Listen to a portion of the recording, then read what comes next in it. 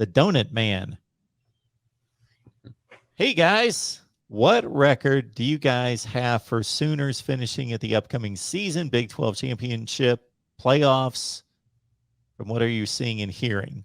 So I'm not going to speak for Jason, but I believe his prediction is probably down the road. Mine is for sure. I can give you some thoughts right now, but don't nail me down to a prediction quite yet.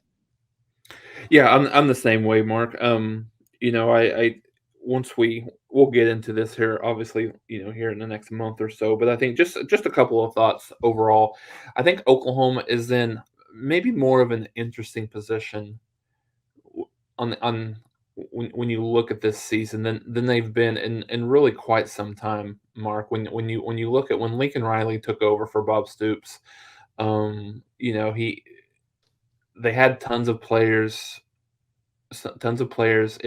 intact, and Stoops gave him, we've talked about this, kind of the keys to the castle, set him up as well as you could possibly imagine. And so, yes, it was a new coach and a new regime, but the way he was set up, it was going to be very difficult for him to struggle or fail early on. Now, with Brent Venables coming in, it's a little bit different. It's I think, very similar to 1999 when Bob Stoops came in, a defensive coordinator, longtime coordinator that's been very successful at multiple stops, but his first overall head coaching job. So I think, and a lot of people that are typically very bullish on Oklahoma are not quite there yet, right? So Joel Klatt is one that is typically very, very pro Oklahoma, and he's come out and said that he thinks this is going to be. Uh, I don't know if I don't want to use his words incorrectly, but the worst record wise team that Oklahoma's had in over a decade. And so you look at another guy like Phil Steele, who's got Oklahoma, kind of on the outside looking in terms of what that top 10 looks like, and you've got a couple of other publications that I've seen that have Oklahoma outside of maybe the New Year's Six level. So I think for once, and maybe outside of the walls within the program, is there's a lot of, I don't know if concern is the right word, but hesitancy with this team, with the new staff, and a lot of the new transfers at key positions coming into this program. So I think it's a position that Oklahoma hasn't seen themselves in really quite some time. As Mark, over the last 5-10 years, Oklahoma has been a trendy pick to make the playoffs more times than not, right? And certainly win the Big 12. And so I think a lot of people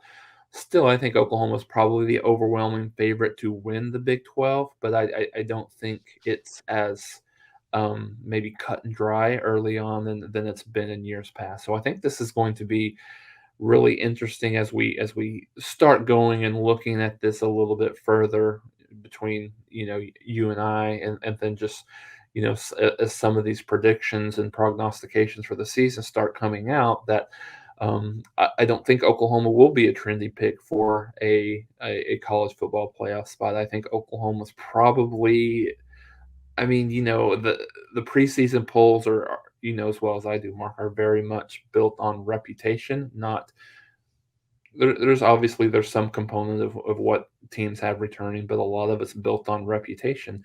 So I think Oklahoma is probably a top 10 team coming into the season. Certainly won't be a top 5 team, but wouldn't be surprised in the least to see Oklahoma in a 10 to 15, anywhere from a 10 to 15 spot coming into the season. And, like I said, it's something that Oklahoma has not been accustomed to in quite some time. So, really, certainly much different than where we were at talking about this team coming into the season last year. But like I said, it's different than what we've seen in the past.